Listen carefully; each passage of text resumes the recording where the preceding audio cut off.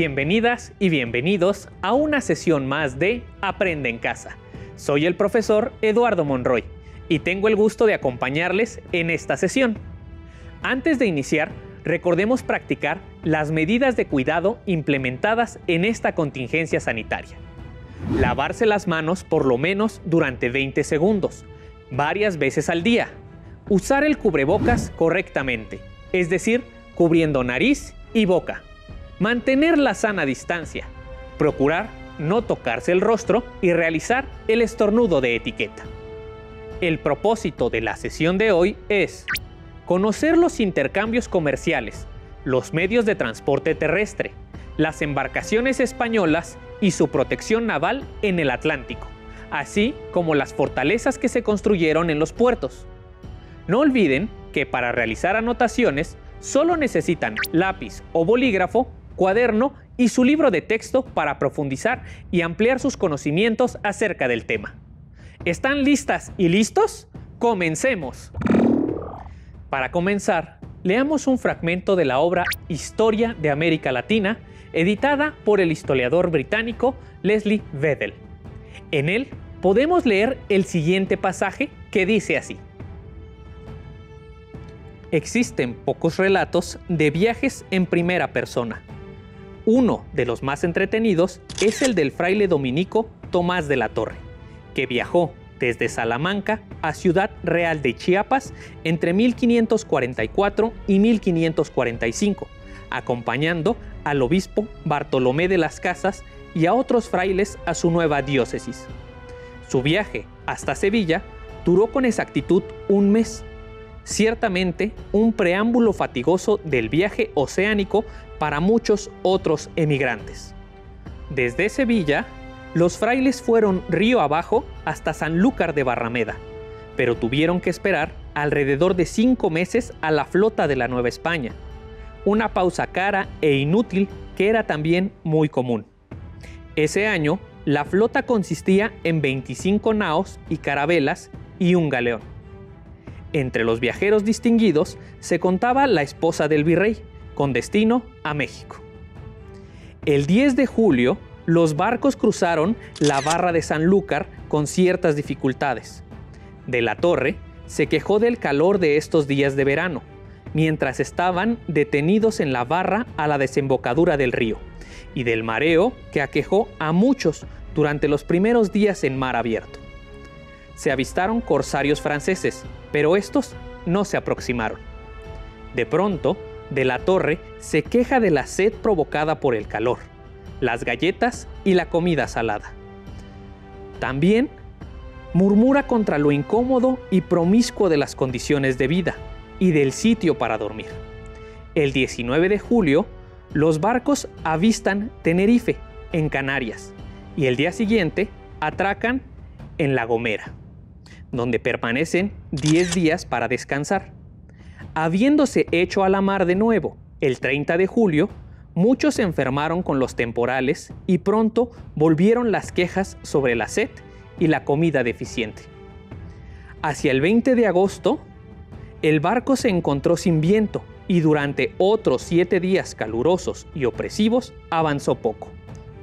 Algún tiempo después avistaron las islas Deseada y María Galante, pero no desembarcaron en ellas por miedo a los indios caribes. El calor, la sed y los vientos inestables continuaron hasta el 3 de septiembre, en que arribaron a San Juan de Puerto Rico. Ahí se disgregó la flota. Algunos barcos abandonaron porque se habían registrado demasiadas muertes a bordo y otros porque hacía aguas. 12 naos y una carabela continuaron hacia Veracruz. Se detuvieron en Santo Domingo, el 9 de septiembre, exactamente 40 días después de salir de Canarias. Allí abandonaron la flota principal y con un solo barco se encaminaron el 14 de diciembre rumbo a la costa de Campeche. La tripulación y los pasajeros se preocupaban ahora por la piratería francesa, porque el barco carecía de armamento y se encontraba solo. Se toparon con la primera tormenta fuerte entre los días 16 y 20 de diciembre y pensaron en abandonar el barco. Finalmente, el 9 de enero de 1545 arribaron a la pequeña villa de Campeche. Hasta aquí la lectura. Sin lugar a duda, una de las consecuencias más importantes que tuvo la conquista de los pueblos mesoamericanos fue la inserción de redes de intercambio y comercio internacionales, lo que algunos estudiosos han llamado la primera globalización. Después de siglos durante los cuales las sociedades indígenas del continente americano se mantuvieron aisladas del resto del mundo, su integración al Imperio Español generó un movimiento importante de mercancías, personas e ideas a través de viajes como el que nos narra la lectura. Este proceso lo intentó regular la corona española de manera intensa, con la finalidad de ser ella la principal beneficiaria de los recursos y riquezas que se encontraban en Nueva España. Sin embargo, en su intento enfrentó la competencia de otras naciones que también intentaron hacerse con esas riquezas. Fue por dicha razón que la corona tuvo que recurrir a estrategias variadas que le permitieran mantener a salvo el comercio que iba y venía de la Nueva España. En esta sesión conoceremos esas estrategias, así como otros elementos relacionados con el comercio en la Nueva España, con la intención de responder a la pregunta: ¿cómo se desarrolló el comercio de la Nueva España en el Atlántico? Un primer elemento con relación al comercio de la Nueva España es que desde un principio la corona española decidió cerrar cualquier posibilidad de intercambio entre sus posesiones americanas y el resto de los países. Solo estaba permitido el comercio entre los territorios de la monarquía española. A partir de esta situación, podemos hablar de dos rutas comerciales principales en la época virreinal, a saber, la del Atlántico, que conectaba Nueva España con España, y la del Pacífico, que conectaba Acapulco con Manila. Cada una de ellas tuvo sus características propias. En esta sesión nos enfocaremos en la primera ruta, es decir, la que unía a España con nuestro actual territorio nacional. Esta ruta atravesaba el Océano Atlántico, trayendo a las costas novohispanas personas, noticias y mercancías provenientes del continente europeo. Como se menciona en el relato que leímos al inicio de la sesión, el lugar de salida del comercio atlántico fue la ciudad de Sevilla, único puerto en España que tenía derecho a comerciar con las posesiones en América. En esta ciudad andaluza se encontraba la Casa de la Contratación, entidad que desde 1540 estaba encargada de controlar y monopolizar todo lo referente a la navegación y el comercio entre España y los territorios de ultramar. Cabe mencionar que a partir del año 1720, Sevilla perdería su lugar como puerto de Indias, siendo sustituida por el puerto de Cádiz. Desde Sevilla, los barcos salían con rumbo a las Islas Canarias, ya en el mar Atlántico. En estas islas se hacía una breve pausa. Después, los barcos ponían rumbo a las islas del Caribe como Jamaica, Puerto Rico o La Española, actualmente República Dominicana. Desde ahí, el viaje seguía hasta llegar a las costas de Veracruz, donde las mercancías que se traían eran descargadas y transportadas hasta la Ciudad de México. Ahí, los grandes comerciantes de la ciudad las compraban para luego venderlas en el interior del reino novohispano, actividad por la que lograron amasar grandes fortunas. Después de realizar la venta, los barcos, ahora cargados con productos de Nueva España, partían rumbo a La Habana, Cuba, desde donde agarraban dirección hacia España. Estos viajes solían durar alrededor de 75 días de Sevilla a Veracruz y hasta 130 días en sentido inverso. En lo que respecta a las mercancías que iban y venían, por lo general de España llegaban telas finas, azogue, vino, olivos o productos manufacturados. Por otro lado, desde Nueva España, los principales productos exportados eran los metales preciosos, principalmente la plata.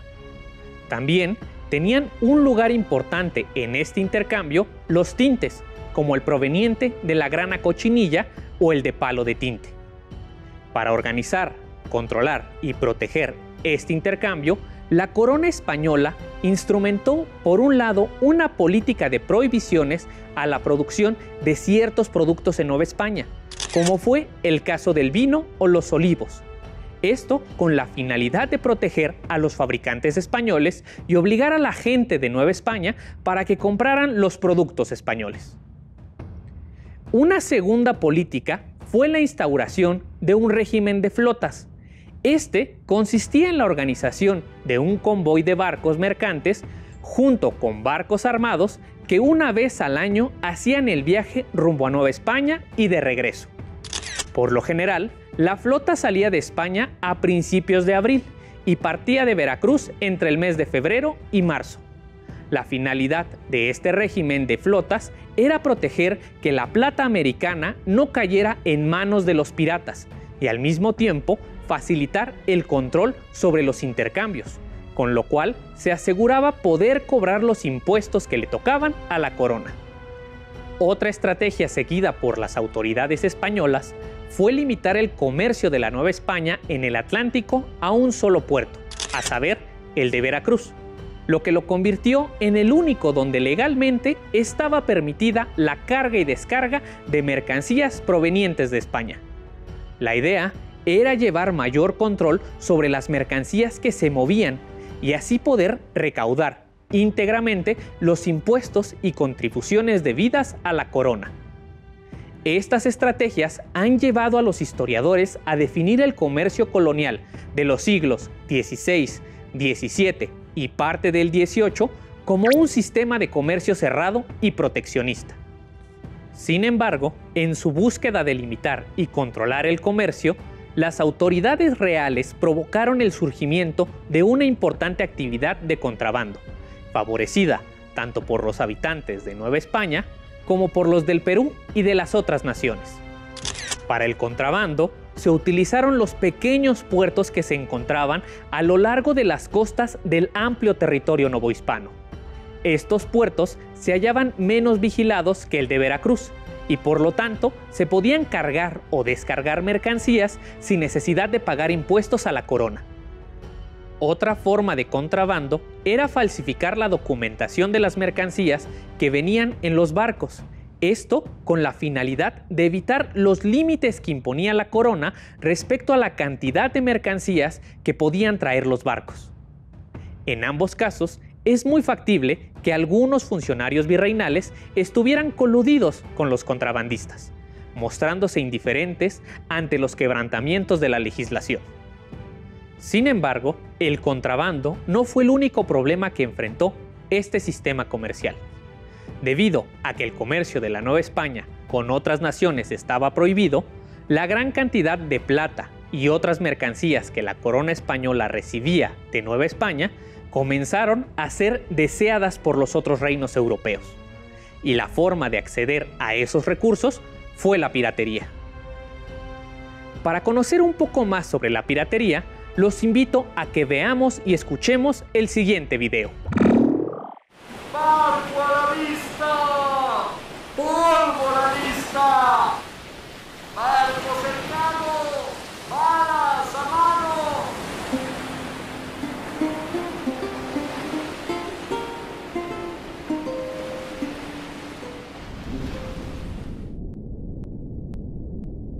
¿Sabías que desde la antigüedad, en tiempo de los fenicios, griegos, romanos, vikingos, árabes o chinos, ya existían piratas?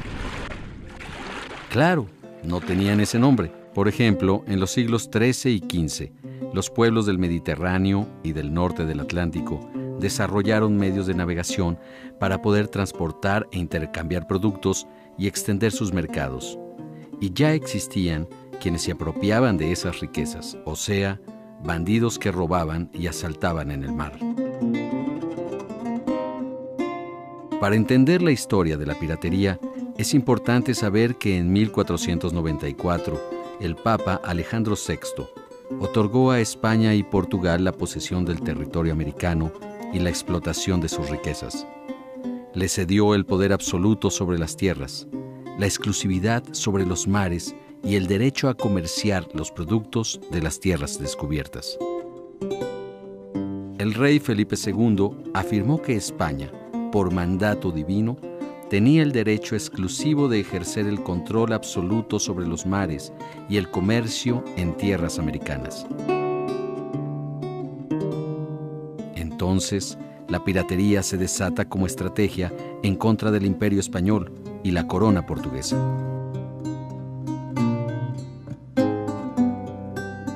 Principalmente por sus enemigos, Inglaterra, Francia y Holanda. Los mares que asolaron los piratas fueron principalmente el Atlántico y el Caribe, pero también el Océano Pacífico y el Índico. Los piratas eran reconocidos por los reyes de Inglaterra, Francia y Holanda, quienes justificaban el asalto a los barcos españoles mediante una exigencia llamada Mare Liberum, que reclamaba la libre explotación de los recursos del Nuevo Mundo.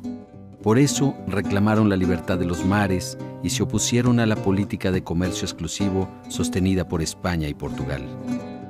Así, el continuo ataque de los piratas a las embarcaciones y poblaciones españolas en América y en el Pacífico obligaron a la corona española a implementar un sistema defensivo, tanto marítimo como terrestre.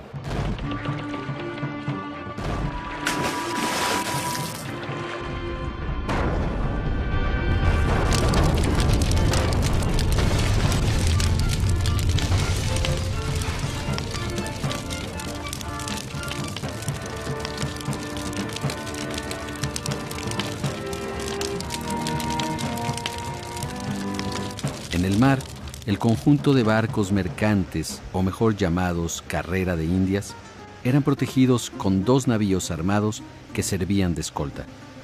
La capitana, que iba al frente, y la almiranta en la retaguardia.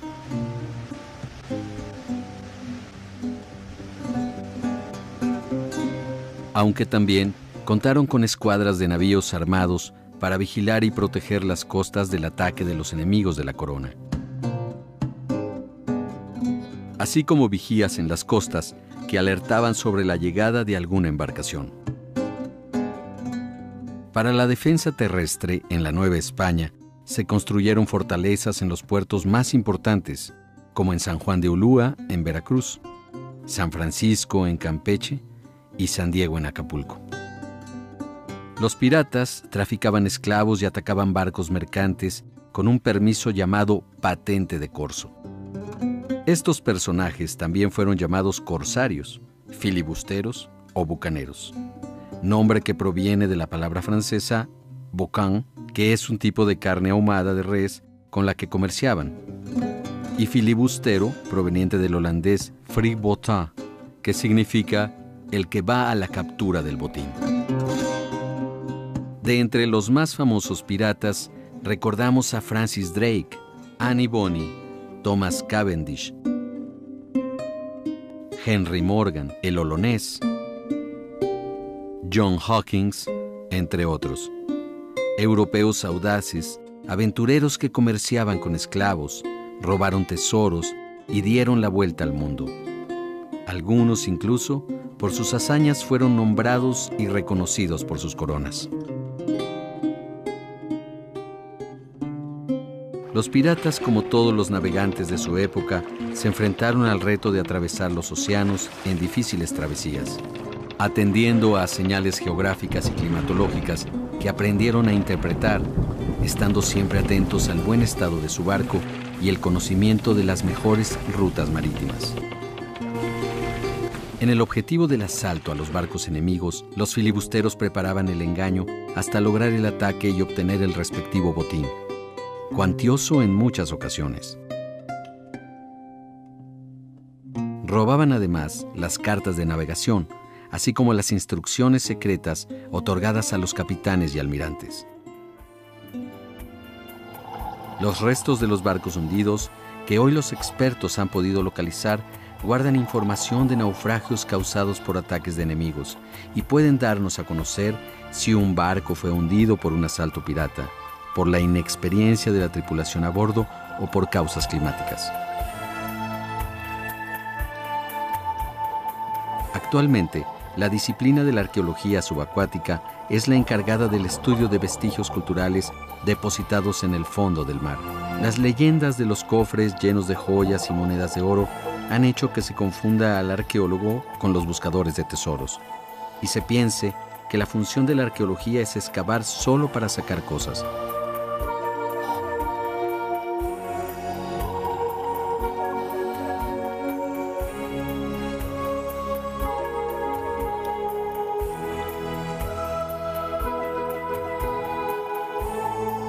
Por eso, uno de los mayores desafíos al que se enfrenta la Subdirección de Arqueología Subacuática del INAH es fomentar el respeto por los objetos ocultos bajo el agua, descubrirlos, investigarlos y compartirlos, pues ese es el verdadero tesoro. Como nos mostró el video, durante gran parte de los siglos XVI, XVII y XVIII, tripulaciones de diferentes nacionalidades se dedicaron a atacar las embarcaciones españolas o a la población costera, para lo cual utilizaron como base sus países de origen o algunas islas del Caribe. Dentro de la piratería, podemos hablar de dos tipos de personas. Por un lado, estaban los piratas, quienes eran personas que actuaban de manera individual, y por otro lado, los llamados corsarios, quienes recibían de algún gobierno europeo la autorización de atacar los intereses españoles bajo la condición de pagar una parte a dicho gobierno. Todo quedaba establecido en unos documentos llamados patentes de corso. La presencia de los piratas en el Mar Caribe explica, en parte, la decisión de la corona española de instaurar el sistema de flotas en el Atlántico. Sin embargo, no fue lo único que se hizo para enfrentar este problema. Como también apreciaron en el video, otra estrategia que implementó la corona española a lo largo de los 3 siglos que duró el dominio español en Nueva España fue la construcción de fortificaciones en algunos puertos importantes del reino novohispano. Esto con el objetivo de proteger a las poblaciones costeras y el comercio marítimo de los ataques piratas. Estas fortificaciones normalmente fueron pagadas con los ingresos de la corona y debían construirse de tal forma que pudieran soportar los disparos de los cañones enemigos y al mismo tiempo permitieran responder a los ataques con su propia artillería. Además de los fuertes construidos en territorio novohispano, durante el siglo XVII, parte de los impuestos recolectados en el Reino de Nueva España eran enviados a otras posesiones españolas en el Caribe, como Cuba o Florida, para construir y dar mantenimiento a diversos fuertes de la zona. A esta política se le conoce como el situado. La corona también decidió construir una flota de barcos en el Caribe, a la que llamaron la Armada de Barlovento. Dicha armada tuvo la finalidad de perseguir a los piratas y corsarios en el Caribe. Respecto al tema de los barcos, actualmente sabemos que tanto en el Atlántico como en el Pacífico, los españoles utilizaban 2 tipos de barcos, ambos de características similares, los galeones y las naos. Estos barcos se movían por medio de velas y eran construidos con madera, principalmente. Para defenderse, solían ir armados con cañones montados en los costados de las naves. El número de armas dependía tanto del tamaño del barco como de su función principal, para el transporte de mercancías o el combate marítimo. Por último, queda la pregunta de qué pasaba con todas las mercancías que llegaban a los puertos de la Nueva España. Al respecto, habría que decir que las mercancías, por lo general, eran compradas por los comerciantes del poderoso consulado de la Ciudad de México, quienes a su vez se encargaban de revender esas mercancías a lo largo y ancho del territorio novohispano, razón por la cual lograban obtener grandes ganancias. Para hacerlo, los comerciantes recurrían a una red de caminos que había en todo el virreinato. Sin embargo, esos caminos solían no ser de gran calidad y en algunas partes se encontraban asolados por grupos de bandidos. El transporte se hacía en burros o mulas, así como en carretas, situación por lo cual el transporte no era tan rápido. Esto, junto a todas las restricciones impuestas por la corona, limitaba enormemente el desarrollo más amplio de la actividad comercial en la Nueva España. Por ahora, hemos llegado al fin de la sesión, pero antes de concluir, les propongo que lleven a cabo el siguiente reto. Imaginen que viven en la Nueva España del siglo XVII y un amigo suyo quiere poner un negocio y empezar a comerciar con España.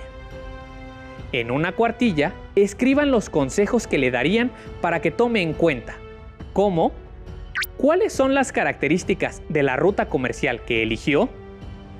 ¿Cuáles son los permisos o trámites que requiere? ¿Cuáles son los productos que es posible comerciar? ¿Cuáles serían las problemáticas a las que se enfrentarían? Para resolver el reto de la sesión, no duden en apoyarse en su libro de texto. ¡Listo! Terminamos, pero aún nos queda mucho por explorar y descubrir, así que nos vemos pronto aquí en Aprende en Casa. ¡Hasta la próxima!